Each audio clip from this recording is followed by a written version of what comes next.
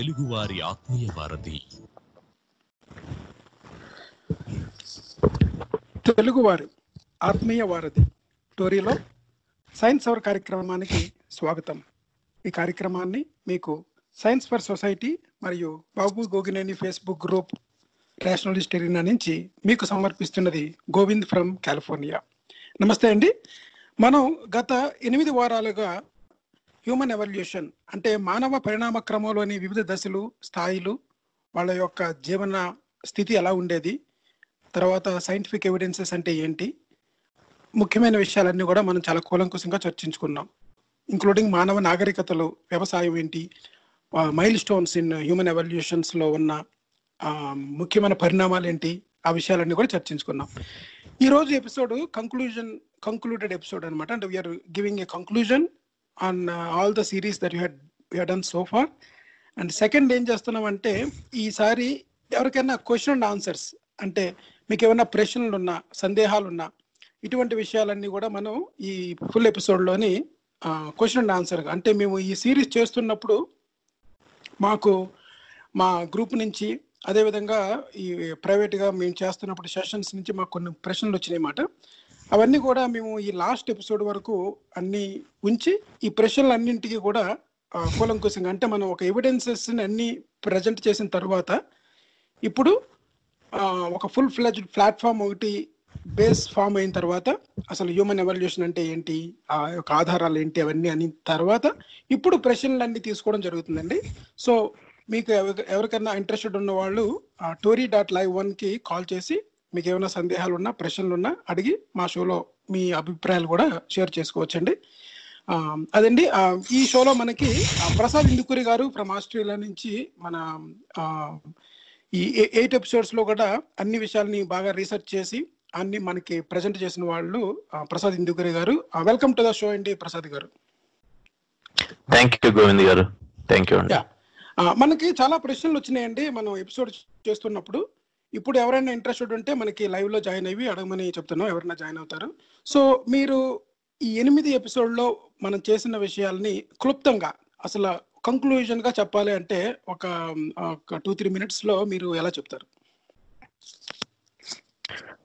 మనం ఈ సిరీస్ అయితే అసలు యాక్చువల్గా మనం ఇన్ని ఎపిసోడ్స్ అవుతుందని అనుకోలేదండి. మనకి ఈ యుఎస్ లో జరుగుతున్న ఈ రేసిజం కి సంబంధించిన ప్రొటెస్టుల్ని గురించి మనం చేస్తున్నప్పుడు ఎవరో అడిగారు అనమాట వీటి గురించి. అంటే మానవులందరూ డిఫరెంట్ రేసెస్ గా పరిగణింపబడుతున్న కనీసం ఇప్పుడు ఉన్న పరిస్థితి దృష్టిలో పెట్టుకుని అసలు నిజంగా ఇన్ని రేసెస్ ఎక్కడి నుంచి వచ్చినాయి, ఇన్ని రకాలుగా మనుషులు వేరువేరుగా ఉన్నారా, వస్తే గనక చేంజెస్ ఎలాగొచ్చినాయి, అసలు ఇంతకు ముందు ఎప్పుడు ఈ రేసెస్ అన్నది ఈ తేడాలు అన్నవి వచ్చినాయి అన్నట్టుగా ప్రశ్న వచ్చినప్పుడు మనం ఏం చేసామంటే ఈ ఆరిజిన్ ఆఫ్ రేసెస్ ని, introduction to origin of races అని ఇది సిరీస్ స్టార్ట్ చేసాము.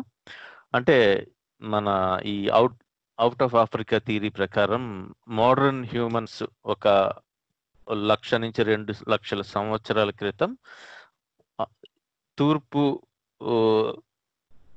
ఆఫ్రికా నుంచి ఇలాగ మిగతా ప్రపంచం అంతా ఎలాగ విస్తరించారు, ఎక్కడి నుంచి మొదలు పెట్టారు, ఇప్పుడు ఉన్న వాళ్ళందరికీ అన్ని రకాల రేస్ అని కాల్ చేస్తున్న అన్ని రకాల మనుషులకి మూలాలు ఎక్కడ ఉన్నాయి అన్నది మనం స్టడీ చేసి ఎస్టాబ్లిష్ చేయటం కోసం ఒక ఎపిసోడ్ కింద స్టార్ట్ చేసామండి యాక్చువల్గా. కానీ మనకు వచ్చిన రెస్పాన్స్ని బట్టి, ఫర్దర్ క్వశ్చన్స్ని బట్టి we kept on expanding it. అంటే ఓకే ఇప్పుడు చెప్పాం సరే, దానికి ఎవిడెన్స్ ఏంటి అన్నప్పుడు మళ్ళీ రీసెర్చ్ అండ్ ఎవిడెన్స్ అని ఒక 2 ఎపిసోడ్స్ చేసాం. అంటే ఈ మనుషులందరూ ఒక్కటే, మానవ జాతి అంతా ఒక్క చోట నుంచే వేరు వేరు ప్రదేశాలకి వెళ్ళింది. అంతకు ముందు కూడా అసలు వానరులు అనుకుంటే మనం బైపడిలిజం స్టార్ట్ అయింది. అంటే 2 కాళ్ళ మీద నడవటం మొదలుపెట్టిన మొట్టమొదటి వానర జాతి ఒక 5 నుంచి 7 మిలియన్ సంవత్సరాల క్రితం ఈ హోమో ఎరెక్టస్, హోమో హెబిలిస్ ఇవి స్టడీ చేస్తూ అక్కడి నుంచి ఎస్టాబ్లిష్ చేసుకుంటూ మనం అసలు ఈ లైఫ్ ఎవల్యూషన్ ఆఫ్ లైఫ్ లో స్పెసిఫిక్ గా మనం ఈ బ్రాంచ్ తీసుకున్నాం. అంటే ఎవల్యూషన్ ఆఫ్ హ్యూమన్స్ అన్నది, హ్యూమన్ ఎవల్యూషన్ అన్నది మన సిరీస్ కాబట్టి రెండు కాళ్ళపై నడవడానికి ప్రయత్నించడం దగ్గర నుంచి ఫ్రూట్స్ నట్స్ తినటం కాకుండా మైదాన ప్రదేశాలకు వస్తూ టూల్స్ డెవలప్ చేసుకుంటూ వేటాడుతూ అలాగే నిప్పుని కంట్రోల్ చేయటం, ఉపయోగించటము, అర్థం చేసుకోవటము, దాన్ని మేనేజ్ చేయటము తెలిసినప్పటి నుంచి టూల్ మేకింగ్ దగ్గర నుంచి అలాగే ఇవన్నిటికి సంబంధించిన ఎవిడెన్స్లు ప్రజెంట్ చేస్తూ, అంటే వాళ్ళ బిహేవియర్కి కానీ అంతకు ముందు మనుషులు ఎప్పుడు వాళ్ళు చనిపోయి ఉంటారు, ఎలా చనిపోయి ఉంటారు, అది ఆ కాలం కూడా ఎలా నిర్ధారిస్తాము, మనకి ఇప్పుడు ఎన్ని రకాల డేటింగ్ మెకానిజమ్స్ టెస్ట్స్ ఉన్నాయి, అంటే కార్బన్ టెస్ట్ డేటింగ్ అని, ఇంకా అలాగే ఒక 10-12 డిఫరెంట్ డేటింగ్ మెథడ్స్ ని కూడా మనం డిస్కస్ చేసుకున్నాం. అంటే ఎక్కడ నుంచి మొదలుపెట్టి దాదాపు మనకి 5 to 7 అంటే 70 లక్షల సంవత్సరాల క్రితం నుంచి ఇప్పటిదాకా మానవ పరిణామ క్రమంలో మనకి ఆధారాలు దొరికిన ఈ శిలాజాల ఆధారంగా డేటింగ్ మెకానిజమ్స్ ని మనం ఇప్పుడు chemistry, physics, biology and lot of other sciences ని కూడా డిస్కస్ చేసుకుంటూ, అంటే ఈ పేలియంథాలజీ కానీ, ఫిజికల్ ఆంథ్రోపాలజీ కానీ, ప్రైమటాలజీ, ఆర్కియాలజీ, ఎథమాలజీ, ఎవల్యూషనరీ సైకాలజీ, లింగ్విస్టిక్స్ గురించి, ఎంబ్రియాలజీ గురించి, అలాగే మాలిక్యులర్ బయాలజీ, న్యూరోబయాలజీ, జెనెటిక్స్, ఇవన్నీ ఇన్ని స్టడీస్, ఈ స్టడీస్ అన్ని కూడా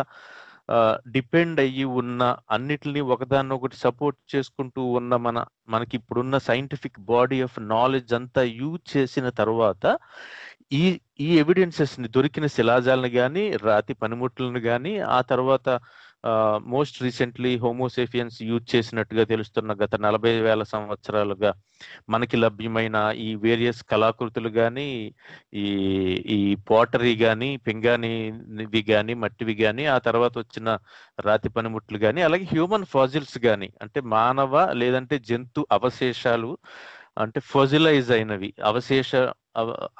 వాటి దొరికిన వాటి నుంచి వాళ్ళ దవడల దగ్గర నుంచి, పళ్ళ దగ్గర నుంచి, బోన్స్ దగ్గర నుంచి స్టడీ చేసిన ఎవిడెన్సెస్ తో పాటు ఆ బోన్స్ మీద ఉండే మార్క్స్ ని బట్టి, లేదంటే ఆ టీత్ లో ఉన్న నైట్రోజన్ బట్టి, నైట్రోజన్ ఐసోటోప్స్ ని యూజ్ చేసి వాళ్ళ ఏజ్ ని, వాళ్ళ ఫుడ్ హ్యాబిట్స్ ని ఎలాగ ప్రెడిక్ట్ చేస్తాము అన్న దాన్ని బట్టి, లేదంటే బోన్స్ లో ఉండే కంటెంట్ ని బట్టి వాళ్ళకి ఏమైనా డిసీజెస్ వచ్చినాయా అన్న దాన్ని బట్టి, అలాగే carbon dating or nitrogen dating or మనం ఆక్సిజన్ ఐసోటోప్స్ ద్వారా వాళ్ళు ఎలాంటి వాతావరణంలో ఉండి ఉంటారు అన్నదాన్ని, అప్పుడు ఉన్న వాతావరణంలో ఉండే ఆక్సిజన్ అండ్ వేరియస్ గ్యాసెస్ యొక్క పర్సంటేజెస్ కానీ, టెంపరేచర్స్ కానీ ఎలా స్టడీ చేసి ఎలా అర్థం చేసుకుంటారు, అవి మిగతా వాటితో ఎలా సరిపోల్చుకుంటారు అని చూడటం కానీ, ఇదంతా కూడా మనం చూసుకుంటూ వచ్చాము. అలాగే how we know what we know అని ఒక 2 weeks చేసాము. అది ఇవన్నీ అనమాట. ఇవన్నీ అంటే ఇప్పుడు వాళ్ళకి ఎంత హెయిర్ ఉండేదని కానీ, వాళ్ళ స్కిల్ కలర్ కానీ, అలాగే బాడీ షేపు, వెయిట్, హైట్ ఎలా ఉండవచ్చు అని, బ్రెయిన్ సైజ్ లో వచ్చిన చేంజెస్ కానీ, అలాగే వాళ్ళు తిన్న ఆహారము, అందులో మనకి డిఫరెంట్ మానవ జాతిలో ఓవర్ పీరియడ్ ఆఫ్ టైంలో ఎలాంటి ఆహారపు అలవాట్లు ఎలా మారి ఉంటాయి, వాటికి తగ్గ ఆధారాలు పళ్ళలో కానీ, వాటి షేప్ లో కానీ, జా సైజ్ అండ్ షేప్ లో కానీ, లేదంటే వాళ్ళ పళ్ళలో ఉండే ఈ నైట్రోజన్ ఐసోటోప్స్ యూజ్ చేసుకుని చేసిన ఈ N15 అండ్ N14 అంటారు, అంటే ratio between different nitrogen isotopes ద్వారా మనము వాళ్ళ బోన్ కొలేజన్ లో ఈ ఎంత కార్నివోరస్ ఆర్ ఎన్ని నట్స్, అంటే నట్స్, వెజిటబుల్స్, ఆకులు తినే టైం నుంచి మాంసానికి అలవాటు పడటం దగ్గర నుంచి, తర్వాత మనిషి ఫైర్ ని ఎలా యూజ్ చేసి ఉంటాడు ఎప్పుడు అన్నది దాదాపు ఆ టైం ఎస్టాబ్లిష్మెంట్ చేసుకుంటూ, అలాగే ఇందులో ఇంకా చనిపోతే వాళ్ళు ఏ రకంగా ఎందుకు చనిపోయి ఉంటారు అని కానీ, వాళ్ళకి అప్పుడు వచ్చి ఉండిన డిసీజెస్ కానీ, అలాగే వాళ్ళ ఎన్విరాన్మెంట్ ని స్టడీ చేస్తూ మెల్లగా మనము ఈ బిహేవియర్ ని కూడా స్టడీ చేస్తూ, అంటే ఎలా ప్రవర్తించి ఉంటారు ఎన్ని వేల సంవత్సరం, అంటే దాంతో పాటుగా వాళ్ళు అంటే భాష అన్నది మాట్లాడటం, కమ్యూనికేషన్ అన్నది మాట్లాడటం లేదా భాష అన్నది దానికి అవసరం కానీ, అది తీసుకొచ్చిన చేంజెస్ కానీ, అది ఎప్పుడు వచ్చి ఉంటుంది అన్నది కానీ చెప్పటం. అది కాకుండా లాస్ట్ 2 weeks గా మనము ఈ ఫస్ట్ అగ్రికల్చరల్ రెవల్యూషన్ అంటే హంటర్ గ్యాదరర్ నుంచి జంతువుల్ని వేటాడి తినటం దగ్గర నుంచి కాకుండా మొక్కలను అలాగే జంతువులను కూడా మచ్చిక చేసుకోవటం ద్వారా అతనికి సంబంధించిన ఫుడ్ సప్లైని కంట్రోల్ చేయగలిగేలాగా ఎలాగా పరిణామం చెందాడు అన్నది కానీ, లేదంటే అలా దాంతో పాటుగా అది ఎన్ని రకాలుగా మానవ పరిణామం మీద, మానవుల జీవన స్థితిగతుల మీద, వాళ్ళ ఆచార వ్యవహారాల మీద, వాళ్ళ ట్రేడ్ మీద, వాళ్ళ డిఫరెంట్ సోషల్ ఇంటరాక్షన్స్ మీద, అలాగే సోషల్ స్ట్రక్చర్స్ డెవలప్ అవటానికి, అంటే ఒక గవర్నమెంట్స్ లాగా, అంటే గుంపులు, మందలు లేదా గ్రూప్స్ ఎలాగా ఫామ్ అయినాయి, లేదంటే అదే ప్రాసెస్ లో ఈ నదులకి దగ్గరగా విలేజెస్ అండ్ టౌన్స్ లాగా ఏర్పడటానికి ఏ రకమైన అవకాశాలు వచ్చినాయి అని కానీ, ఇవన్నీ కూడా లాస్ట్ 2 weeks లో మనం డిస్కస్ చేసుకున్నాం ఈ ఫస్ట్ అగ్రికల్చరల్ రెవల్యూషన్ గురించి. అలాగే అది తీసుకొచ్చిన positive or challenges, positive contributions as well as అది తీసుకొచ్చిన ఛాలెంజెస్ కానీ, మళ్ళీ వాటిల్ని మన శరీరం యొక్క వ్యాధి నిరోధక శక్తి ఏ రకంగా కోపప్ అయింది అన్నది కానీ దానికి ఆధారాలతో పాటుగా, అలాగే ఎక్కడ మొదలయ్యి ఎక్కడెక్కడి నుంచి ఎటువైపు ఈ విస్తరించింది, డెవలప్ అయ్యింది, అలాగే విస్తరించి ఉంటుంది అన్న దాని గురించి కూడా, ఈ వ్యవసాయానికి సంబంధించిన ఈ plants and animal domestication of animals గురించి కూడా మనము చర్చించుకోవటం జరిగింది. సో ఇది 9వ వారం అండి. పాసిబిలీ ఇంకా మరి మనకి బాగా క్వశ్చన్స్ వస్తే గానీ ఇది ఆఖరి వారం అవుతుంది ఈ సిరీస్ లో. సో ఇప్పుడు ఈ సిరీస్ లో మనం ఆల్రెడీ మనకి ఈ పద్మ గారు కానీ కొంతమంది మనకి ఆల్రెడీ క్వశ్చన్స్ పంపారు. మనం ఏంటంటే అప్రాప్రియేట్ టైంలో అది తీసుకుంటాము అన్నట్టుగా, సో సమయాభావం వల్ల అది చివరికి నెట్టుకుంటూ రావటం జరిగింది. సో ఇప్పుడు మోస్ట్ కామన్ క్వశ్చన్స్, అలాగే మనకి వచ్చిన క్వశ్చన్స్ ని మీరు చదివి వినిపిస్తే మనం వీ కెన్ డిస్కస్ అండ్ ఆ ప్రశ్నలకి సమాధానాలని మనం చెప్పడానికి ట్రై చేయొచ్చు. ఓకే, థ్యాంక్ యూ అండి ప్రసాద్ గారు. ముఖ్యంగా మనకి ఎపిసోడ్స్ జరుగుతున్నప్పుడు ఆస్ట్రేలియా నుంచి పద్మ గారు మనకి కొన్ని ప్రశ్నలు పంపించారు. తర్వాత కొన్ని న్యూ ఎపిసోడ్స్ కూడా చేయమని మనకి కొన్ని లింక్స్ పంపించారు అనమాట. చాలా ఇంట్రెస్టింగ్, అంటే యానిమల్స్ కొన్ని సైంటిస్టులు ఎక్స్ప్లోర్ చేసిన ఒక జెల్లీ ఫిష్ కానీ, తర్వాత ఏమో వాటర్ బేర్ అంటారు అనమాట, ఇటువంటి వాటిలో కొన్ని వీడియోస్ కూడా పంపించారనమాట. వాటి మీద మనం ఫ్యూచర్లో కొన్ని ఎపిసోడ్స్ మనం చేయొచ్చు. అవి కాకుండా మనకి మన ఫ్రెండ్స్ నుంచి, మన గ్రూపుల్లోని మనకి చాలా ప్రశ్నలు వచ్చినాయండి. సో ఈ ప్రశ్నల్ని నేను ఒక్కొక్కటి అడుగుతాను, ఎన్ని కవర్ చేయగలము అన్ని కవర్ చేయొచ్చు మనం.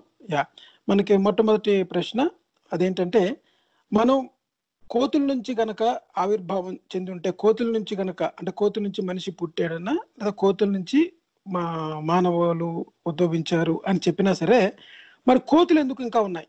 Why monkeys are there around? So if you evolved from monkeys, why monkeys are still there అన్నది ప్రశ్న అనమాట. సో దీనికి సమాధానం ఏంటి? ఇది చాలా వేల సార్లు ఈ క్వశ్చన్ ఈ అడగటము, దానికి సమాధానం చెప్పటము, చెప్పుకోవటము కూడా జరిగిందండి. ఇది యాక్చువల్గా మనకి ప్రశ్న అంటే ఏమంటారంటే ఈ ప్రశ్న చాలా సార్లు సమాధానం చెప్పుకోవటం జరిగింది అనమాట. అంటే కానీ చాలా ప్రిమిటివ్ క్వశ్చన్ అనుకోవాలంటే, ఏమాత్రం, అంటే దెర్ ఇస్ నో అఫెన్స్ అండి, బట్ ఏమాత్రం ఎవల్యూషన్ కి సంబంధించి కానీ, అంటే ఈ మ్యూటేషన్స్ అన్నవి ఎలాగొస్తాయి, మానవ పరిణామ క్రమంలో ఈ చేంజెస్ ఎలాగొస్తాయి, వాటికి తగ్గట్టుగా నిలబడగలిగిన జాతులు ఎలా ఉంటాయి, మిగతా అంతరించిపోతాయి అన్న మనకి ప్రాసెస్ కి సంబంధించిన ఎడ్యుకేషన్ అన్నది మేబీ సరిగ్గా ఉందా లేదా, లేదంటే ఉన్నా సరే దాన్ని పట్టించుకోకుండా ప్రశ్న అడగాలి కాబట్టి అన్నట్టుగా ఇక్కడ మొదలు పెడతాం. యాక్చువల్గా ఇది the very basic question, fundamental question అండి. కానీ ఇది ఎక్కువ సమయం తీసుకోకుండా తొందరగా చెప్పాలంటే, మానవుడు కోతి నుంచి పుట్టలేదు, మానవుడు కోతి అన్నది కూడా కాదు. ఇప్పుడు మనకి ఏప్స్ అన్నా మంకీస్ అన్నా కూడా హ్యూమన్స్ అన్నది మనకి ఇప్పుడున్న మనం మాట్లాడుతున్నట్టుగా మానవులు పరిణామ క్రమంలో ఏప్స్ అన్న ఒక ఇప్పుడున్నది కాదు, కామన్ యాన్సిస్టర్స్ అంటే ఇప్పుడున్న చింపాంజీలకి, బొనాబోస్కి, గొరిల్లాలకి, అలాగే ఒరాంగటాన్స్ అన్న వాటికి, ఇవి అన్ని జాతులకి ఉండే కామన్ యాన్సిస్టర్ ని షేర్ చేసుకోవటం జరిగింది. అంటే ఒక కొన్ని ఒక 7-8 మిలియన్ సంవత్సరాల క్రితం మనము డైవర్జ్ అయిన తర్వాత డెవలప్ అయిన డిఫరెంట్ జాతుల్లో ఇప్పుడు మనం ఎండ్ లో ఉన్నది, ఇప్పుడు మనం హోమోసేపియన్స్ అన్న జాతి. ఆ జాతికి సంబంధించి మొత్తం మానవ జాతి అంతా, భూమి మీద ఉన్న మానవ జాతి అంతా కూడా ఇప్పుడు హోమోసేపియన్స్ అనే మనం పిలుస్తున్నాం. సో కోతి నుంచి పుట్టటము, సడన్ గా కోతి నుంచి ఒక మనిషి పుట్టటము ఇలా లేదు. అంటే ఇది ఎలా చూడాలంటే, మనము ఇప్పుడు మీరు సడన్ గా ఇప్పుడు మా తాతగారిని చూసి సడన్ గా మా తాతగారు ఎప్పుడు ముసలోళ్ళు, ఏ రోజు ముసలోళ్ళు అయ్యారని అడగటం లాగా ఉందన్నమాట. అంటే ఓల్డ్ ఏజ్ అన్నది అంటే ఒక్క రోజులో సడన్ గా జరిగిన చేంజ్ కాదు. ఇది స్మాల్ అండ్ కంటిన్యూస్ చేంజెస్ ఉన్నప్పుడు ఆ చేంజెస్ కి తగ్గట్టుగా, పరిసరాలకి తగ్గట్టుగా ఆ చేంజెస్ బెనిఫిషియల్ గా ఉన్న జాతులు ఉన్నాయి, మిగతావి నశించిపోయినాయి. సో అలా ఉన్న మిగిలిన జాతుల్లో మానవ జాతి పరిణామ క్రమంలో ఈ రోజు ఉన్నది మనం. అది సో అది ఇప్పుడు ఎందుకు ఉన్నాయి అంటే అవి వేరే రకంగా వేరే బ్రాంచ్ అవుట్ అయినాయి. సో మన మన మన ట్రీ ఆఫ్ లైఫ్ చూసుకుంటే గనక అది మనకు చాలా క్లియర్ గా అర్థమవుతుంది. సో దాని గురించి చాలా సోర్సెస్ ఉన్నాయి మనకి. వాళ్ళు ఆ క్వశ్చన్ అడిగిన వాళ్ళు ట్రీ ఆఫ్ లైఫ్ అని కానీ హ్యూమన్ ఫ్యామిలీ ట్రీ అని కానీ సెర్చ్ చేసుకుంటే they can get a better answer. Okay, thank you అండి ప్రసాద్ గారు. ఇంకొకటి అండి, మనం చాలా సార్లు యూట్యూబ్లో అక్కడ చూసుంటాము. ఇంకో ప్రశ్న ఏంటంటే, మన జకీర్ నాయక్ అలాంటి వాళ్ళందరూ కూడా it is evolution is just a theory and then scientist not agreeing upon అని ఆయన పెద్ద లెక్చర్ ఇస్తుంటాడు అనమాట. అంటే ఈ హ్యూమన్ ఎవల్యూషన్ అంటే మన డార్విన్స్ ఎవల్యూషన్ అనేది జస్ట్ ఎ థియరీ అంటారు అనమాట. అసలు థియరీ అంటే ఏంటి, అసలు ఈ సెన్స్ లోని థియరీ అంటే నిజం కాదా అసలు ఏంటి అన్నది, అసలు ఈ ప్రశ్నకి ఏంటి సమాధానం? మామూలుగా ఇది థియరీ అంటుంటారు. అది ఈ ప్రశ్న రావడం కూడా అగైన్ ఈ ప్రశ్న రావడం కూడా చాలా ఎస్పెషల్లీ మెడిసిన్ చదివారు అన్న, ఐ థింక్ ఆయన he did medicine, but anyway అతను ఒకనే కాదు, చాలా మంది ప్రశ్న వేస్తారు. అది చాలా దురదృష్టకరం అన్నమాట. అంటే ఏంటంటే మనకి థియరీ అంటే సైన్స్ లో మాట్లాడితే ద వర్డ్ థియరీ అన్నది హై లెవెల్ ఆఫ్ సర్టనిటీని చెప్తుంది. అంటే సైంటిస్టులు ఎవల్యూషన్ ని ఒక థియరీ కింద ఇప్పుడు చెప్తున్నారు అంటే వాళ్ళు ఒక మాట చెప్పి ఒక ప్రపోజ్ చేసి ఒక అభిప్రాయం కాదు అది. అంటే అభిప్రాయం వేరు, లేదంటే హైపోథసిస్ వేరు. ఇప్పుడు ఇలాగని చెప్పటం వేరు. దానికి తగ్గట్టుగా కంటిన్యూస్ గా ఈ అబ్జర్వేషన్స్ కానీ, టెస్ట్స్ కానీ, ఎక్స్పెరిమెంట్స్ కానీ చేసి అది కరెక్టా కాదా అన్న దానికి, అంటే అది true or right are wrong అన్నది ప్రూవ్ చేయటానికి అవసరమైన టెస్ట్స్, అబ్జర్వేషన్స్ అన్ని చేసిన తర్వాత ఎస్టాబ్లిష్ చేసిన దాన్ని మనం థియరీ అంటాం. సో ఆ రకంగా చూస్తే evolution is a theory. Yes, it is a theory. So అంటే మన సైన్స్ లో మాట్లాడితే థియరీ ఈజ్ కరెక్ట్ అనమాట అక్కడ. అలాగే అంటే ఇప్పుడు ఐన్స్టీన్ గ్రావిటీ గురించి ఎలా థియరైజ్ చేశాడు, ఇప్పుడు గ్రావిటీ ఉందా లేదా అన్నది డిబేట్ చేయాల్సిన అవసరం లేదు. అంటే భూమి ఆకర్షణ శక్తి అనుకుంటే, ఫర్ ఎగ్జాంపుల్, భూమి మీద కొన్ని చోట్ల ఉండదు, కొన్ని చోట్ల ఉంటుంది అన్నది ఏమీ లేదు. ఎక్కడికి వెళ్ళినా, ఎలాంటి బిల్డింగ్ లో ఉన్నా, ఎలాంటి చోట ఉన్నా గ్రావిటీ అన్నది, భూమి ఆకర్షణ శక్తి అన్నది ఎంత సర్టెనో, ఎంత ట్రూతో అంత ట్రూత్ ఇది. కాబట్టి ఒక వ్యక్తి నమ్మాడు లేదు, నమ్మలేదు అన్న దాన్ని బట్టి డిపెండ్ అవ్వకుండా గ్రావిటీ ఎలా ఉంటుందో, పైకి వేసిన బంతి కానీ ఏదైనా వస్తువు మీ నమ్మకాలకి ఏమాత్రము సంబంధం లేకుండా, ప్రమేయం లేకుండా ఖచ్చితంగా కింద పడుతుందన్నది ఎంత నిజమో, అది ఎంత థియరీ అంటే దాన్ని థియరీ ఆఫ్ గ్రావిటీ అని ఎలాగ అనగలమో, అలాగే అంతే సర్టనిటీ తోటి ఎవల్యూషన్ అన్నది కూడా ఒక థియరీయే. And it doesn't mean theory అంటే హైపోథెసిస్, జస్ట్ హైపోథెసిస్ కాదు. అది చాలా అబ్జర్వేషన్స్ చేసి, ఎక్స్పెరిమెంట్స్ చేసి, చాలా స్టడీస్ అన్ని, మళ్ళీ ఒక సింగిల్ సెపరేట్ స్టడీ కాదు. ఇప్పుడున్న ఆల్మోస్ట్ ఆల్ మోడర్న్ సైన్సెస్ అన్ని కూడా బలంగా డిపెండ్ అయి ఉన్నది. అండ్ ఇంకొకటి, ఇప్పుడున్న పాండమిక్ మీరు తీసుకుంటే ఈ మ్యూటేషన్స్ గురించి కానీ, ఈ అవి మైక్రోబియల్స్ ఎలాగా మ్యూటేట్ అవుతాయి, ఎవాల్వ్ అవుతాయి అన్నది కూడా దాని మీద డిపెండ్ అయింది. అందుకే that is the reason why vaccination is taking more time. And ఒకవేళ ఓకే కొన్ని ఇప్పుడు దగ్గర రెసిస్టెన్స్ డిసీజెస్ కూడా ఉంటాయి. సో థ్యాంక్ యూ మనకి ప్రసాద్ అది గారు. లిటరల్ గా మనం యూ కెన్ సీ ద ఈ ప్రాసెస్ అన్నది మనకి అబ్జర్వ్ చేయగలిగినదే మన. సో అది థియరీ అంటే జస్ట్ ఏ థియరీ అంటే it doesn't mean it's not proven, okay, it is prove. మనకి ఒక శ్రోత జాయిన్ అయ్యారండి, మనకి కాల్ తీసుకుందామండి. నమస్తే అండి, ఎవరు ఎవరు జాయిన్ అయ్యారు? పేరు చెప్పి. నమస్తే అండి, నేను డాక్టర్ రాయప్ప ఫ్రమ్ డాలస్. నమస్తే అండి రాయప్ప గారు, థ్యాంక్ యూ అండి, thank you for joining the call. And మీరు నమస్తే అండి ప్రసాద్ గారు. నమస్తే రాయప్ప గారు, ప్రసాద్ గారు ఉన్నారండి మనకి. మీరు ఏమన్నా ప్రశ్న ఉందని షేర్ చేసుకోవాలనుకుంటున్నారా? ఇప్పుడు ఇంతకు ముందు మీరు చెప్పారు కదా, కోతి నుంచి వచ్చింది, కోతి ఎందుకు ఉంది అంటే ఎవల్యూషన్ అయినా కూడా కోతి ఎందుకు ఉంది అని కదా క్వశ్చన్ ఇంతకు ముందు. దాన్ని ఇంకొక రకంగా చెప్పవచ్చు అండి. ఇప్పుడు మనకి ప్రిమిటివ్ ఎవల్యూషన్ సింగిల్ సెల్ నుంచి మొదలైంది జీవం. అవునండి. అలాంటప్పుడు సింగిల్ సెల్ కూడా ఇప్పుడు సపోజ్ అమీబా ఉందనుకోండి, అమీబాతో మనకి ప్రాసెస్ స్టార్ట్ అయిపోయి ఇప్పుడు వరకు మనిషి వరకు ఎండింగ్ అయినా కూడా అమీబా ఉంది కదా. అవును, ఉంది. బట్ డిఫరెంట్ యానిమల్స్ ఉన్నాయి. అదే విధంగా డిఫరెంట్ యానిమల్స్ తో పాటు కోతి ఉన్నట్టు, అంతే కదా. అవును, కరెక్ట్.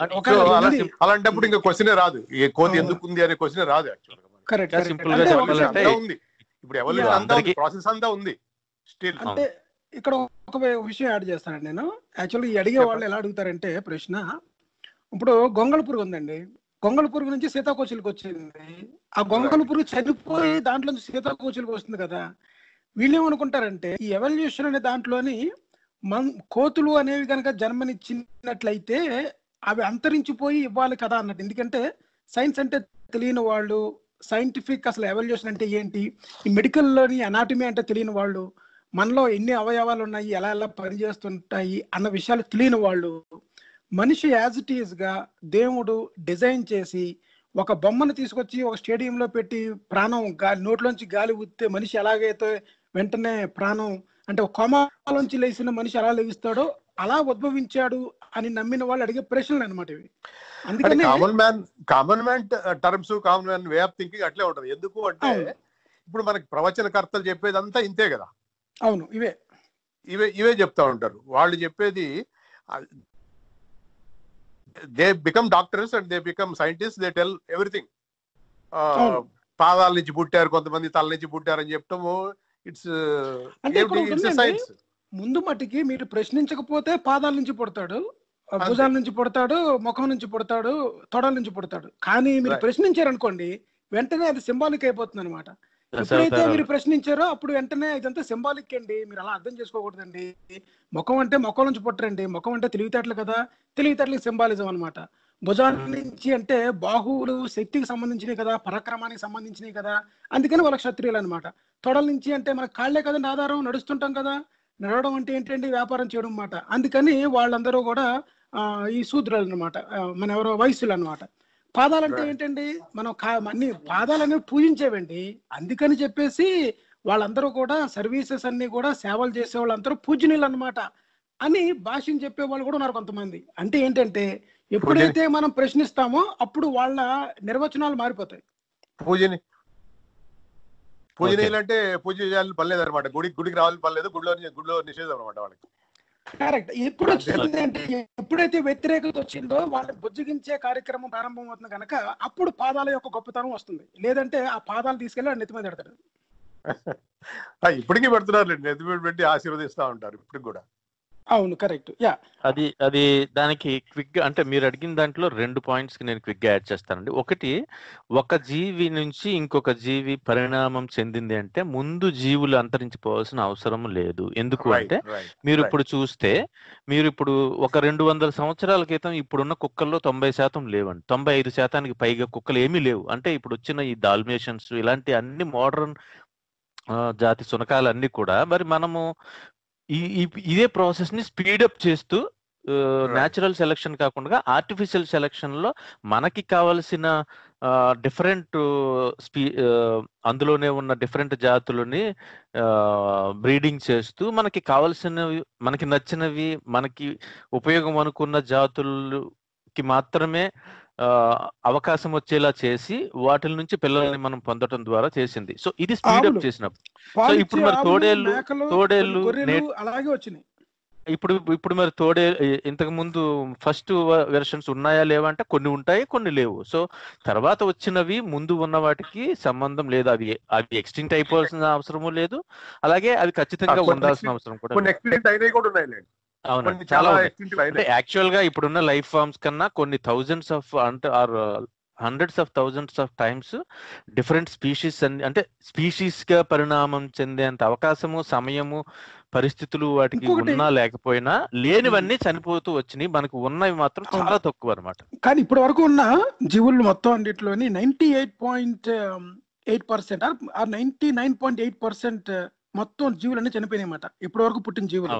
ఒకవేళ డిజైనింగ్ అనేదే మా దేవుడు సృష్టించిన సృష్టి కనుక అద్భుతమైన సృష్టి అయితే ఒకసారి సృష్టించిన తర్వాత ఏ జీవి చనిపోవడానికి వీల్లేదు. ఇప్పుడు డైనోసార్ చనిపోయినాయి, అన్ని చనిపోయినాయి కదా. అంటే ఏదైనా ఒక జీవిని సృష్టించేసి మన భూమి మీదకి వదిలినప్పుడు ఇట్ షుడ్ బి పర్ఫెక్ట్, అంతే కదా. ఇప్పుడు మీరు డిజైన్ ఒక ఆర్ట్ వేసారంటే ఒక artist it must be perfect. Like Michelangelo ఒక ఆర్టిస్ట్ వేసినా, లేకపోతే డావించి ఒక పెయింటింగ్ ఎందువల్ల మనకి గొప్పగా కనిపిస్తాయి మనకి అంటే they are perfect in their art. అలాగే నువ్వు ఒక డిజైన్ చేసావంటే it must be good, it should not die. 99 species చనిపోయినాయి అంటే see that someone is not designing it, actually it is natural process అని అర్థం చేసుకోవాలి. దేవుడి సృష్టి కాదు అని అర్థం అయిపోతుంది. కరెక్ట్. దేవుడి సృష్టి అయితే మరి ఉండాలి, అదే విధంగా కంటిన్యూ అవుతూ ఉండాలి. కరెక్ట్, అదండి. రాయప్ గారు ఇంకేమైనా ప్రశ్నలు ఉన్నాయండి మీకు? ఇంకొకటి, ఇప్పుడు మనకి హోమోసాపియన్స్ ఆఫ్రికాలో ఆరిజిన్ కదా. అవునండి, అలా స్ప్రెడ్ అయ్యారు అంటున్నారు, అనుకుంటున్నాము. మరి అంటే ఒక హోమో సేపియన్స్ కాదండి, ముందు మనం హోమో హ్యాబిలస్, హోమో ఎరెక్టస్, మనం అందరూ అన్ని చెప్పుకున్నాం కదా. ఇవి మిలియన్స్ ఆఫ్ ఇయర్స్ దగ్గర నుంచి ఉన్నప్పుడు ఇప్పుడు ఉన్న జాతి పేరు మన సైంటిఫిక్ నామన్క్లేచర్ లోని ఆ సిరీస్ లోని అంటే మన జాతులని మన వర్గీకరణ చేసినప్పుడు మనం ఇచ్చిన పేరు హోమోసేపియన్స్ అన్నమాట. ఈ స్ప్రెడ్ ఏ టైంలో జరిగింది అంటే ఎన్ని సంవత్సరాల ముందు, తర్వాత హోమోసాపియన్స్ అయినాకనే జరిగిందా లేకపోతే ముందే జరిగిందా ఈ మైగ్రేషన్ అనేది ఫ్రమ్ ఆఫ్రికా? అంటే మైగ్రేషన్ సుమారు అంటే మీరు చెప్పండి ప్రసాద్ గారు. అంటే మీరు మొట్టమొదటి మానవులు మనం చెప్పుకున్నట్టుగా ఎన్ని రకాల అంటే ఇప్పుడున్న మానవులు అన్నదే కాదు కదా. అంటే మనము ఏప్స్ నుంచి కామన్ యాన్సిస్టర్ నుంచి డైవర్జ్ అయిన తర్వాత ఈ మైగ్రేషన్ అన్నది ఎప్పుడు అంటే మనకి మల్టిపుల్ వేవ్స్ కింద జరిగినట్టుగా మనకి తెలుస్తుంది మనం స్టడీ చేస్తే. అంటే మనకి ఈ హోమో హెబిలిస్ అన్నది అంటే 2.5 మిలియన్ సంవత్సరాల క్రితం వాళ్ళు ఉన్నట్టుగా, అలాగే హోమో ఎరెక్టస్ అన్న వాళ్ళు అంతకు ముందు ఈ ఫస్ట్ ఈ హోమో అన్న జీనస్ లో మొట్టమొదటిగా రికగ్నైజ్ చేయగలిగే మెంబర్స్ మొత్తం ప్రపంచం అంతా వెళ్ళింది అన్నది హోమో ఎరెక్టస్ అన్నట్టుగా కూడా మనకు తెలుస్తుంది. ఆ తర్వాత మనకి మోడర్న్ హ్యూమన్స్ ఈ ఆఫ్రికా నుంచి మళ్ళీ వెళ్ళింది గత 2 లక్షల నుంచి 1 లక్ష సంవత్సరం క్రితం మధ్యలో జరిగినట్టుగా మనకి తెలుస్తుంది. సో హోమో సేపియన్స్ కంటే ముందే హోమో ఎరెక్టస్ వెళ్ళినట్టు, అంతకంటే ముందే ఈ ఫస్ట్ హ్యూమన్ యాన్సిస్టర్స్ అన్నది దాదాపుగా మనకి 5 నుంచి 7 మిలియన్ల సంవత్సరాల క్రితం ఈ బైపెడలిజం కి అంటే 2 కాళ్ళ మీద నడవటానికి 4 లింబ్స్ యూజ్ చేయకుండా 2 కాళ్ళ మీదకి వచ్చి ముందుకు వెళ్ళటానికి మనకి జరిగింది. సో మనము డిఫరెంట్ టైమ్స్ తీసుకుంటేనండి మనం చూస్తే ఇది ఒక టైము ఒక పర్టికులర్ ఒక టైమే అన్నట్టుగా మనకి చెప్పడానికి లేదు. మనకి దొరికిన శిలాజాలని వాటిని డేటింగ్ పద్ధతుల్ని టూల్స్ ని కూడా స్టడీ చేసిన తర్వాత ఈ మూమెంట్ అన్నది బోత్ టూల్స్ ని యూజ్ చేసి అలాగే దొరికిన అవశేషాల యొక్క జెనెటిక్స్ ని స్టడీ చేసినప్పుడు కూడా మనం ఎస్టాబ్లిష్ చేసేది ఈ మైగ్రేషన్ అన్నది. సో ఇది మోడర్న్ హ్యూమన్స్ అయితే ఒక 1,00,000 సంవత్సరాల క్రితం, యావరేజ్ గా 1,00,000 సంవత్సరాల క్రితం అంటే మనకి హోమోసేపియన్స్ అన్నది 1,00,000 నుంచి 2,00,000 సంవత్సరాల ముందు వరకు మాత్రమే. ఇప్పుడున్న 200,000 ఇయర్స్ అంటే రాయపు గారు మీరు అడిగిన దాని ప్రకారంగా మనం హోమో సేపియన్స్ అని ఫుల్లీ డెవలప్ అయిపోయిన హ్యూమన్ బీయింగ్ ఆఫ్రికా నుంచి అడుగు బయటికి పెట్టాడా, లేకపోతే ఇంకా మనం హోమోసేపియన్స్ అని మారక ముందుగానే అంటే ఈ గ్రేట్ మైగ్రేషన్ అనేది మనం బైపెడలిజం దగ్గర నుంచి అప్పుడు మనకి ఈ మొత్తం ఐస్ తోని మనకి కప్పబడి ఉన్నప్పుడు అప్పట్లోని దారులు ఉండే అనమాట. ఎందుకంటే మనం సంచార జీవులుగా తర్వాత ఏమో ఆహారాన్ని ఏరుకొని వేటాడే జీవులుగా ఉండేవాళ్ళు అనమాట. హ్యూమన్స్ అంటే ఇప్పుడు యాక్చువల్గా జీవులు ఈ ప్రైమేట్స్ దగ్గర నుంచి ఈ మన హోమో ఎరెక్టస్, ఆస్ట్రలోపిథెకస్ ఈ మధ్య రేంజ్లోని. అప్పుడు ఏంటంటే మనం బయలుదేరడము, రకరకాల వాతావరణం ఒక చోట సెగ్రిగేషన్ అవ్వడము, ఒక చోట ఇరుక్కుపోవడము. అందువల్లనే మనకి ఈ హోమోసేపియన్స్ కాకుండా మిగతా జాతుల మానవులు కూడా మనకి ఆస్ట్రేలియాలోని మిగతా అన్ని చోట్ల అన్నమాట, యూరోప్లోని ప్రతి చోట దొరుకుతూ ఉంటాయి అనమాట మనకి. దాన్ని బట్టి ఏంటంటే హోమోసేపియన్స్ కంటే ముందుగానే మైగ్రేషన్ స్టార్ట్ అయింది అనుకోవాలి.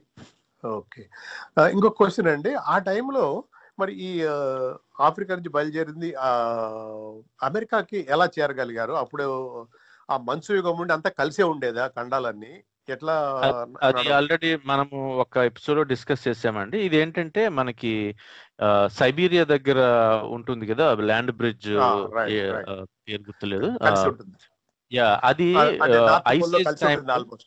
అవును, ఐసేజ్ టైంలో, లాస్ట్ ఐసేజ్ టైంలో అది ల్యాండ్ బ్రిడ్జ్ అంటే ఏమీ లేదు. అది నీళ్ళు అన్నది ఎక్కువగా గడ్డకట్టడం వల్ల, సముద్ర మట్టాలు తగ్గటం వల్ల న్యాచురల్ గా మనం ఇప్పుడు మ్యాప్ లో చూస్తే, మన ఓల్డ్ మ్యాప్ లో టువర్డ్స్ ఫార్ ఈస్ట్ తూర్పు వైపుకి చూస్తే జపాన్ కన్నా పైన రష్యా దాటి సైబీరియా ఎండ్ అన్నది అటువైపు మళ్ళీ అలాస్కాకి దగ్గరగా ఉంటుంది మనం గమనించవచ్చు. సో అక్కడ వచ్చిన ల్యాండ్ బ్రిడ్జ్ ని బట్టి మనము ఒక సెకండ్ ఆర్ థర్డ్ ఎపిసోడ్ లో మనం చెప్పుకున్నామండి. అది ఇవన్నీ కూడా ఎలా తెలిసినాయి అంటే, మనకి అలాస్కాకి సంబంధించి నార్త్ అమెరికాలో కూడా కొన్ని బరియల్ సైట్స్ అన్నవి కూడా దొరకటం జరిగింది. సో వాటిలో చిన్న పిల్లల అవశేషాలు అవి దొరకటము, అంటే డెలిబరేట్ బరియింగ్, అంటే బరియల్ ఒక సైట్ దగ్గర కొన్ని పద్ధతులు ఉపయోగించి ఈ ఖననం చేయటం అన్నది ఎవిడెన్సెస్ వాటిలో ఉన్న ఈ స్టడీస్ చేసిన తర్వాత, అలాగే తర్వాత ఉన్న ఈ రెడ్ ఇండియన్స్ కి సంబంధించిన ఈ వేరియస్ స్పీషీస్ అన్ని స్టడీ చేసిన తర్వాత మనకి ఎస్టాబ్లిష్ చేసిన దాన్ని బట్టి ఆఖరి మంచు యుగం సమయంలో ఈ సైబీరియా దగ్గర నుంచి ఈ బేరింగ్ స్ట్రైట్ అంటారు, ఆ పేరు గుర్తొచ్చింది, అది బేరింగ్ స్ట్రైట్ అంటారు ఇప్పుడు అది ఆ ప్రదేశాన్ని. అక్కడ నుంచి ఈ నార్త్ అమెరికాకి త్రూ అలాస్కా స్ప్రెడ్ అయినట్టుగా మనకి తెలుస్తుంది. ఓకే అండి, ఓకే, థ్యాంక్ యూ అండి రాయప్ప గారు. Thanks for call and asking question. Okay, thank you అండి. మనం ప్రసాద్ గారు మనకు ఓకే, థ్యాంక్ యూ అండి రాయప్ప గారు.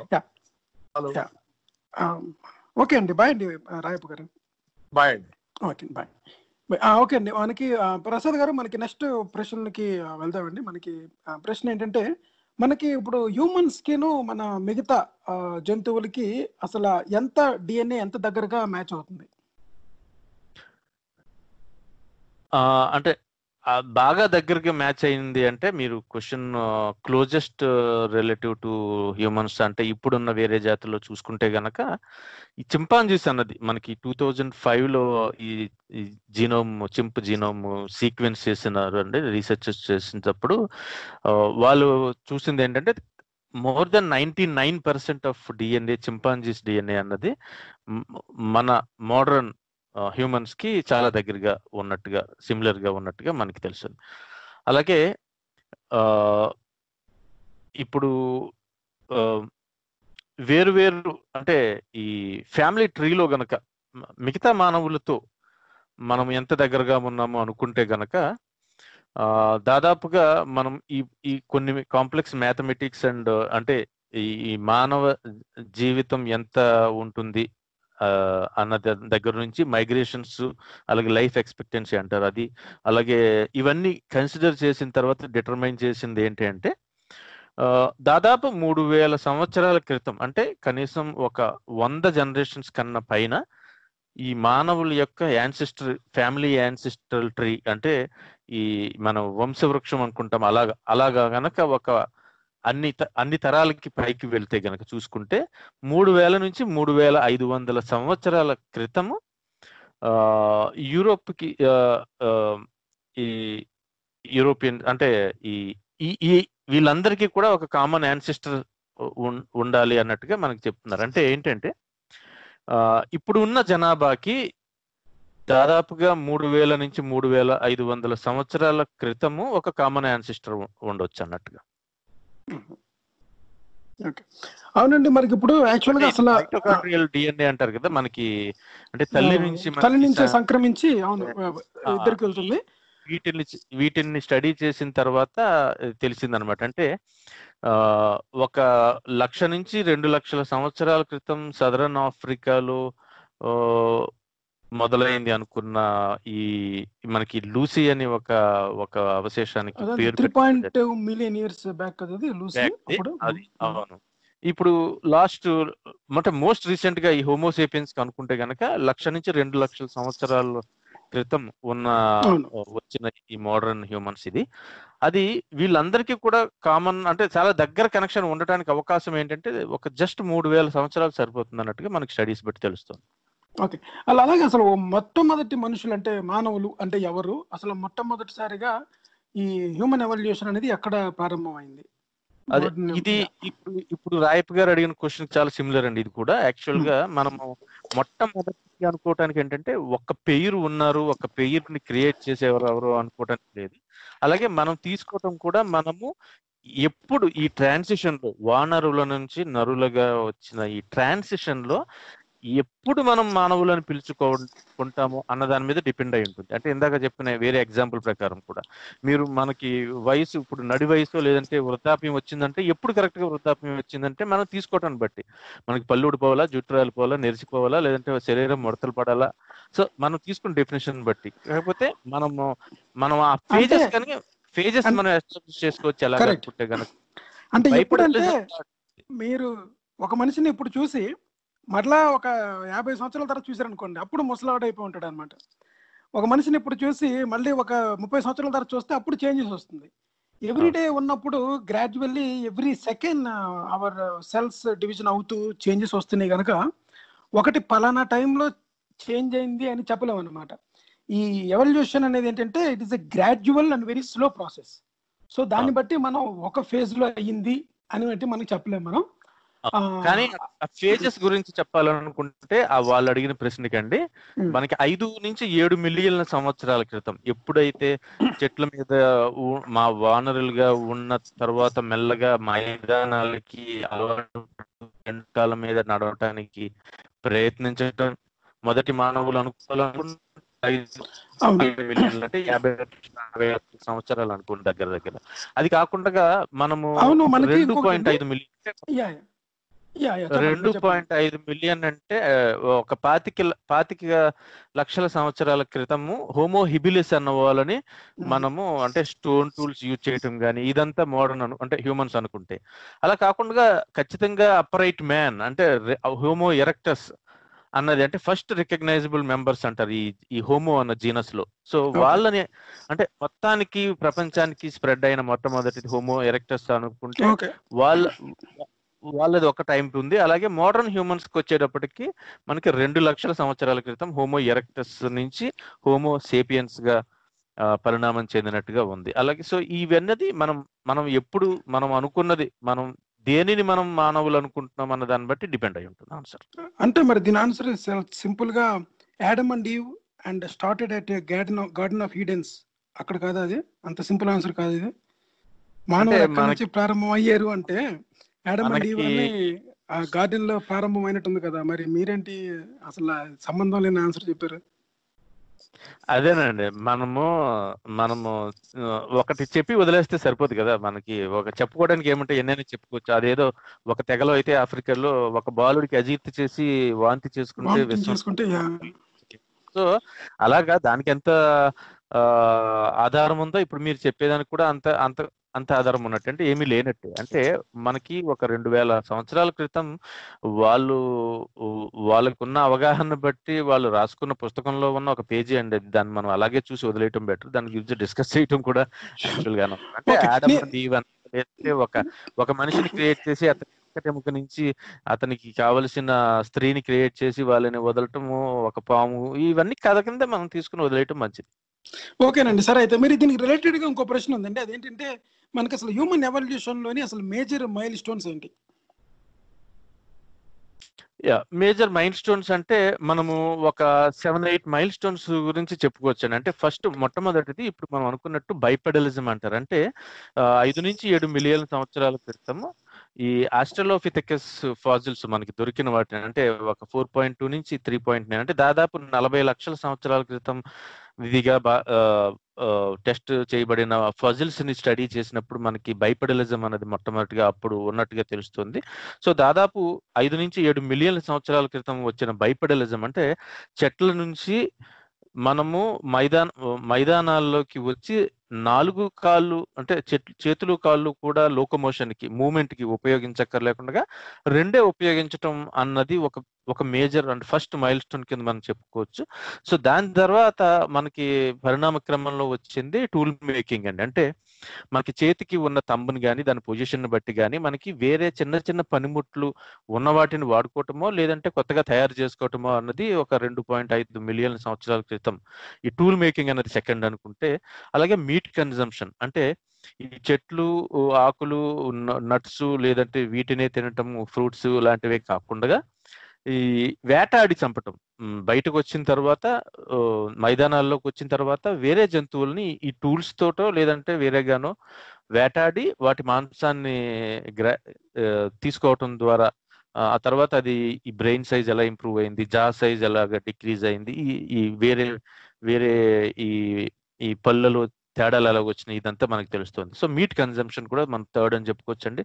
అలాగే తర్వాత ఫైర్ అంటే దాదాపు 1.5 మిలియన్ ఇయర్స్ నుంచి 800K వరకు అంటే 8 లక్షల నుంచి మనం ఇటు నుంచి చెప్పుకోవాలనుకుంటే 8 లక్షల నుంచి ఆ పైన 1.5 1.8 మిలియన్ ఇయర్స్ మధ్యలో మనకి మనిషి అన్నవాడు నిప్పుని ఉపయోగించినట్టుగా మనకి ఈ రాక్ అవశేషాలు స్టడీ చేసినప్పుడు మనకి తెలుస్తుంది. అంటే మాంసాన్ని పచ్చిగా కాకుండా దానిని కాల్చుకుని తినటం అన్నది అతని డైజెషన్ కి ఇంప్రూవ్ అవటానికి అయితే, దాని ద్వారా వచ్చే జబ్బులు రాకుండా తగ్గటానికి అయితే, దాని ద్వారా తొందరగా మనిషికి కావలసిన ఎనర్జీ రావటం అన్నది ఇంకొక మేజర్ మైల్ స్టోన్ కింద చెప్పుకుంటే, దాని ద్వారా అతనికి చాలా సమయం దొరికినట్టుగా వేరే సోషల్ ఇంటరాక్షన్స్ కి కానీ వాటికి దొరికినట్టుగా తెలుస్తుంది. కాబట్టి మీట్ కన్జంప్షన్ ఒక mile stone, fire mile stone. అలాగే తర్వాత వచ్చిన అంటే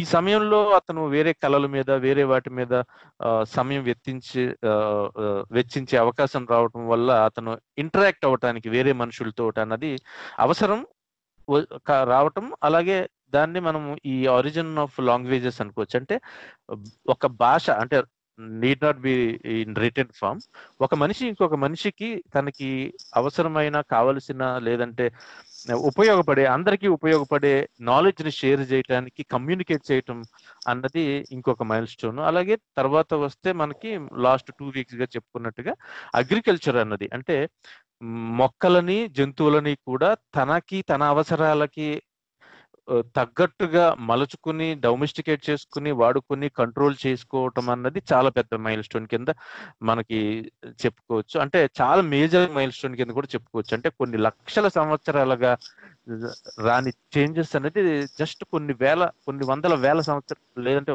వందల లేదా వేల సంవత్సరాల్లోనే రావటం అన్నది మనము ఈ అగ్రికల్చరల్ రెవల్యూషన్ గా చెప్పుకోవచ్చు అండి. ఇంకా ఆఖరిది నన్ను అడిగితే ఒక వీల్ అన్నది అంటే దాదాపు 3500 BCలో అంటే ఎప్పటికీ 5000 సంవత్సరాల క్రితం 5500 సంవత్సరాల క్రితం మొట్టమొదటిగా ఉపయోగించి ఉండవచ్చు అన్నట్టుగా అనుకుంటున్న వీల్ అన్నది అంటే చక్రం అన్నది కూడా ఒక major mile stone in human evolution గా చెప్పుకోవచ్చు. ఎందుకంటే ఈ రోజు మీరు చూసుకుంటే గనక ఇప్పుడు మనము వీల్ అన్నది లేకుండా సివిలైజేషన్ అసలు ఏది లేదు. ఏది తయారు చేయడానికైనా ఎక్కడి నుంచి ఎక్కడికి వెళ్ళటానికైనా మోటార్ అన్నది ఇప్పుడు మీరు ఎలక్ట్రానిక్స్ లో చూసుకున్నా సరే మీకు మీకు ఇప్పుడు మీరు చూస్తున్న ల్యాప్టాప్ లో ఉన్న ఫ్యాన్ దగ్గర నుంచి మన హార్డ్ డిస్క్ లో ఉన్న దగ్గర నుంచి ఎవ్రీథింగ్ ఇస్ ఎ వీల్ లాగే కాదు, వీల్ లాగా కనపడకపోయినా ఆ వస్తువుని తయారు చేయడానికి ఉపయోగించే యంత్రానికి మళ్ళీ వీల్స్ ఉంటాయి. సో ఒక వీల్ అనేది లేకుండా అసలు ఏ రకమైన ప్రగతి లేదు.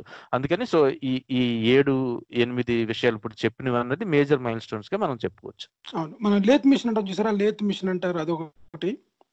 తర్వాత ఏమో మనకి కమ్మరి పన్ను హీట్ చూసారా, అగ్ని అంటే మనకి కుండలు తయారు చేసిన కుండలు తయారు చేసిన దగ్గర నుంచి. సో ట్రాన్స్పోర్టేషన్ దగ్గర నుంచి ఈజ్ ఆఫ్ వర్క్. ఎందుకంటే ఆ కాంటాక్ట్ కనుక తీసుకుంటే మీరు ఏదన్నా ఒక వస్తువుని కనుక లాగాలి అంటే ఆ ఫ్రిక్షన్ అనేది మెయిన్ ఎనిమీ అనమాట ఫిజిక్స్లోని.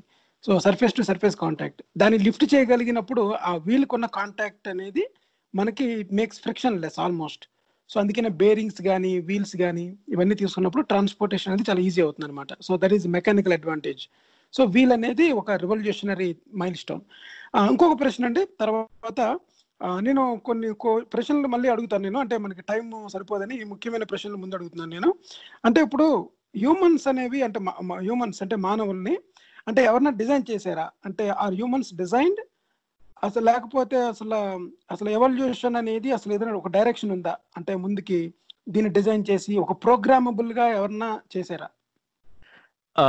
మనం యాక్చువల్గా ఈ ఆరిజిన్ ఆఫ్ లైఫ్ అని త్వరలో రాబోతుందండి, అందులో క్లియర్ గా డిస్కస్ చేయొచ్చు. బట్ అట్ హై లెవెల్ చెప్పాలంటే తొందరగా ఆన్సర్ దీనికి, ఎవల్యూషన్ అన్నది పరిణామ క్రమం అన్నది ఒక డైరెక్షన్ కానీ డిజైన్ కానీ ఉండకుండా వెళ్తుంది అని మనకు తెలుస్తుంది. చూస్తే గనక మనకి ఎప్పుడు పరిణామ క్రమంలో ఈ స్మాల్ బట్ ర్యాండమ్ మ్యూటేషన్స్ ఏదైతే వస్తాయో, అంటే ఒక పేరెంట్ నుంచి అతని చైల్డ్ కి ఏ జీవికైనా వచ్చే ఈ ఈ ఈ డిఎన్ఏ ట్రాన్స్ఫర్ లో ఆ ట్రాన్స్ఫర్ అనేది ఫుల్ ప్రూఫ్ కాదు. అంటే చిన్న చిన్న ఎర్రర్స్ జరగవచ్చు అన్నది. ఆ ఎర్రర్ కెన్ బి, అంటే ఆ ఎర్రర్ అంటే ఏంటంటే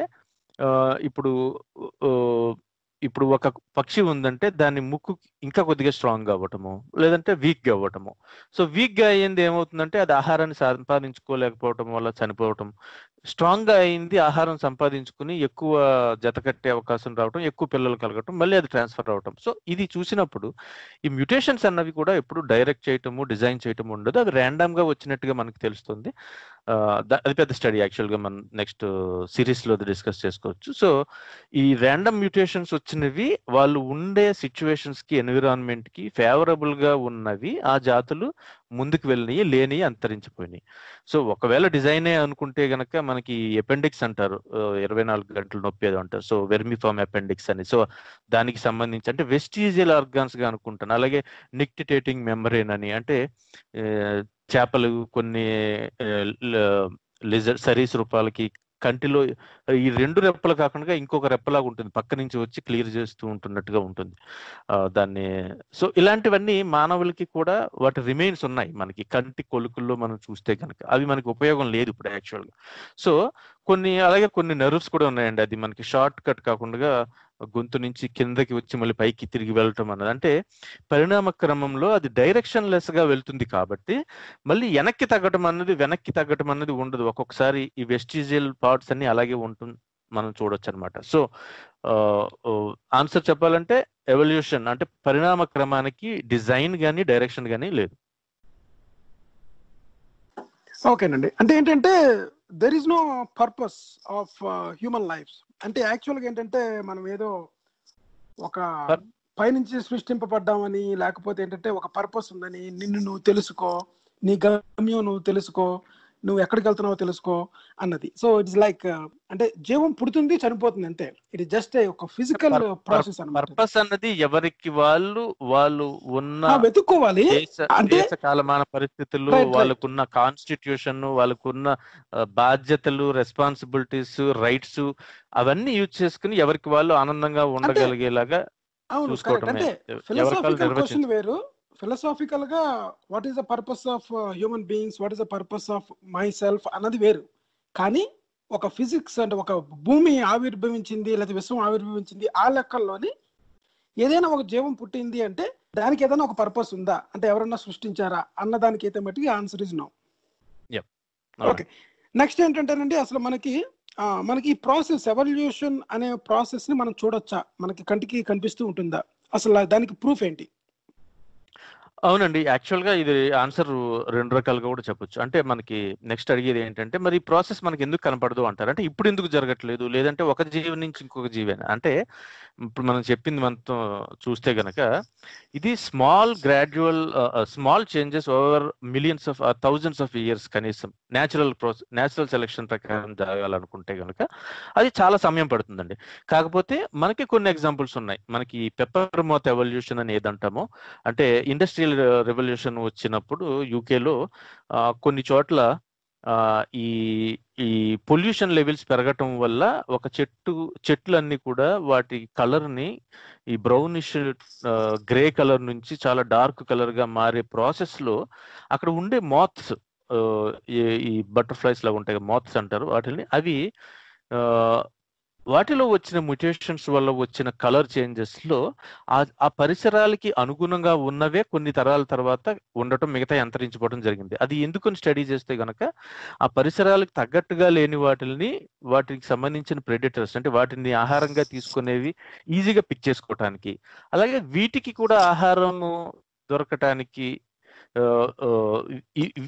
కెమోఫ్లోజ్ అవకాశం లేకపోవటం, అంటే పరిసరాల్లో కలిసిపోయి ఉండే అవకాశం లేకపోవటం వల్ల అవి అంతరించిపోవటం, మళ్ళీ కొన్నాళ్ళలో అన్ని కూడా డార్క్ మోత్స్ మిగలటం అన్నది చూస్తారు. తర్వాత మళ్ళీ అవి ప్రాసెస్ మళ్ళీ అంటే రివర్స్ అయినప్పుడు, అంటే ఆ కంపెనీలు అవి మూతపడినప్పుడు, ఆ పొల్యూషన్ లెవెల్స్ తగ్గిపోయినప్పుడు ఆ చెట్లన్నీ మళ్ళీ ఈ బెరడ్ అనేది డార్క్నెస్ నుంచి మళ్ళీ నార్మల్ గా వచ్చే ప్రాసెస్ లో మళ్ళీ కొన్నాళ్ళ తర్వాత, కొన్ని జనరేషన్స్ తర్వాత ఈ పెప్పర్ మాత్స్ అన్ని మళ్ళీ మంచి గ్రే కలర్ లోకి వచ్చేసినట్టు. అంటే పరిసరాలకి అనుగుణంగా బ్రతకగలిగే, మనగగలిగే చేంజెస్ వచ్చినవి మాత్రం న్యాచురల్ సెలక్షన్ లో ముందుకు వెళ్తాయి, లేనివి అంతరించిపోతాయి. సో ఇది మనము డైరెక్ట్ ఎవల్యూషనరీ ఎవిడెన్స్ కింద మనం చూడొచ్చు. అలాగే కుక్కల గురించి చెప్పుకున్నాము, అంటే అలాగే ఇప్పుడు మనకి ఇప్పుడు వచ్చే వైరస్లకు కూడా మ్యూటేట్ అవ్వటం అన్నది, అలాగే కొన్ని ఈ ట్యూబర్క్యులోసిస్, ఈ మల్టీ డ్రగ్ రెసిస్టెంట్ ట్యూబర్క్యులోస్ మెనింజైటిస్ అంటారు, వాటికి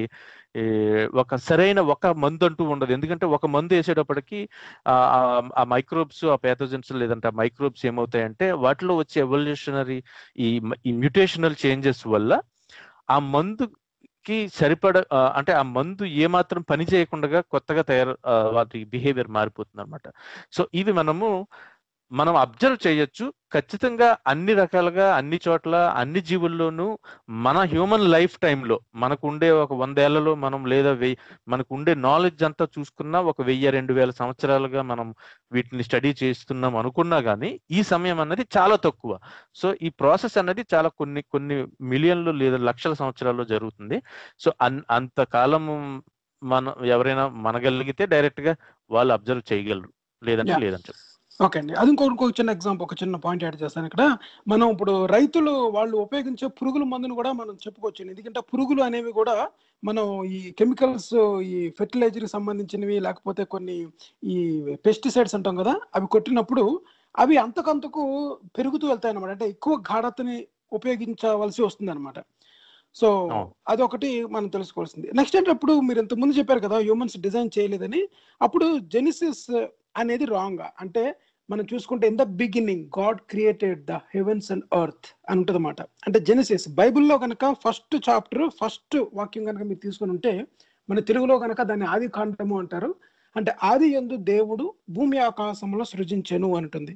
మరి అలాంటప్పుడు జెనిసిస్ అనేది రాంగ్. మరి భూమిని సృష్టించడము, మనుషులను సృష్టించడము, ఆ సీక్వెన్స్ లో సూర్యుని క్రియేట్ చేయడము, మానవుల్ని సృష్టించడము, ఆ సీక్వెన్స్ అంతా జెనిసిస్ లో ఉంది కదా. సో అది ఎంతవరకు ఈ మన ఎవల్యూషన్ థియరీతో కంపేర్ చేసి చెప్పవచ్చు? So it looks like it is completely wrong. అసలు యాక్చువల్లీ అసలు కంపేరబుల్లే కాదు. అంటే మనం ఇప్పుడు మనకి వై ఐఎమ్ ఎన్ ఎథిస్ట్ అని భగత్ సింగ్ అతని సెల్ మేట్ తోటి అతనికి తర్వాత లెటర్ రాస్తాడు. ఒక్క రోజు ముందు, అతనికి శిక్ష పడటానికి ఒక్క రోజు ముందు, I think October 5th or 6th 1929-30లోను. అతను కూడా మనం యాక్చువల్ గా డార్విన్ కోట్ చేయటం మనం చూడొచ్చు. అంటే 100 సంవత్సరాల క్రితమే పుస్తకాలు మంచిగా చదవగలిగి, జ్ఞానం ఎక్కడున్నా దాన్ని ఆపాదించుకుని దాని నుంచి ఏం చేయాలి మానవాళికి పురోగతికి, అభివృద్ధికి అని ఆలోచించగలిగిన మనుషులు ఉన్నప్పుడే ఆ క్వశ్చన్ ని తీసి పక్కన పెట్టినప్పుడు ఇప్పుడు ఇంకా అది పట్టుకుని వేలాటం అన్నది మనం మూర్ఖత్వం అండ్ అజ్ఞానం అవుతుంది. అంటే క్రియేషనిజం అంటారు దీన్ని, క్రియేషనిస్ట్ మిత్స్ అనమాట. ఇవన్నీ క్రియేషనిజం అంటే ఎవరో ఒక ఇంటెలిజెంట్ బీయింగ్ క్రియేట్ చేసి పెట్టాడు అన్న దాన్ని పట్టుకుని అక్కడే ఇంకా వేరే క్వశ్చన్, అది సమాధానం అదే, ప్రశ్న అదే. దాన్ని మించిన ఇప్పుడు మనం దాదాపు 100 గంటలు రీసెర్చ్ చేసి ఒక 10 ఎపిసోడ్లో చెప్పుకున్న డిస్కషన్ విత్ ఆల్ ఎవిడెన్సెస్ అన్నిటికి స్ట్రాంగ్ బేస్ అన్నది మనం ఎస్టాబ్లిష్ చేసుకుంటే గానీ మనం చెప్పలేము. ఏదైనా సరే అది కరెక్ట్ అయినా రైట్ అయినా రాంగ్ అయినా కూడా. కానీ ఒక మాట చెప్పి ఒక పుస్తకంలో ఎవరో రాశారని చెప్పి దాన్నే పట్టుకుని దాన్నే నిజం అనుకుని ముందుకెళ్ళటం అన్నది ఏ రకంగా మానవాళికి ఎక్కడ ఎప్పుడైనా ప్రయోజనకరంగా ఉందా అన్నది వాళ్ళు ప్రశ్నించుకోవాల్సింది. ఇంకో విషయం చెప్పాలంటే మీరు జెనసిస్ అన్నారు కాబట్టి, జెనసిస్ లో అంటే ఇప్పుడు 4వ రోజు సూర్యుని క్రియేట్ చేశాడు అంటారు. అంటే సూర్యుడిని 4వ రోజు క్రియేట్ చేయటం అంటే అంతకు ముందు వచ్చిన 3 రోజులు ఎలాగైనాయి సూర్యుడు లేకుండా? సో అలాంటి ప్రశ్న వేసుకోవాలన్నమాట. Yeah right, correct. అంటే దీని మీద చాలా చేయొచ్చు అనుకోండి, కానీ మన మెయిన్ గోల్ రిలీజియన్ ని మనం పక్కన పెట్టడం కాదు. ఎందుకంటే every religion has this kind of ఏమంటారు, కాకమ్మ కథలు అంటారు కదా. ప్రతి రిలీజియన్ లో కూడా ఈ కట్టు కథలు, పిట్ట కథలు, కాకమ్మ కథలు, ఈ సృష్టి ఎలాగా జరిగింది అన్నప్పుడు ఆకాశంలో చూసి మనకు ఉన్న నక్షత్రాలను బట్టి చెప్పమంటే, ఈ రోజు 1వ తరగతి కుర్రాడు, 2వ తరగతి కుర్రాడు కూడా స్టూడెంట్ కూడా తనకి తెలిసిన ఒక స్టోరీ చెప్తాడు అనమాట. So it cannot be true. So next అయితే మనకు చాలా ప్రశ్నలు ఉండిపోయినాయండి, కానీ మనం తర్వాత ఒక ఎపిసోడ్ అన్నా చేయాలి, ఇంకోసారి ఎప్పుడన్నా కవర్ చేయాలి. మనం ఇప్పుడు సైన్ ఆఫ్ చేయాలి, ఎందుకంటే మనకి నెక్స్ట్ న్యూస్ ఎపిసోడ్ ఉంది. సో మనం ఇక్కడతో ఈ షో ఆపేద్దామండి, ఎండ్ చేద్దాం ఇక్కడతోని. చేసిన తర్వాత మిగతా క్వశ్చన్స్ మన తర్వాత సిరీస్ అనౌన్స్ చేసినప్పుడు కవర్ చేద్దాం అవి. సో థ్యాంక్ యూ అండి ప్రసాద్ గారు, ఈ మీ ప్రశ్నలన్నింటిగా సమాధానం చెప్పినందుకు అండ్ సక్సెస్ఫుల్ గా ఒక long science hour episode science hour series అనుకుంటా, longest and most and also very useful and very interesting అండి, good learning opportunity for us as well. చేశారు. థ్యాంక్ యూ వెరీ మచ్ అండి, మీరు రీసెర్చ్ చేసిన దానికి, ఆ మెటీరియల్ కి, అన్నిటికీ thanks for covering all the questions. మనం ఎప్పుడన్నా ఖాళీ ఉన్నప్పుడు మిగతా ప్రశ్నలు చెప్పుకుందాం. అంతవరకు సెలవు.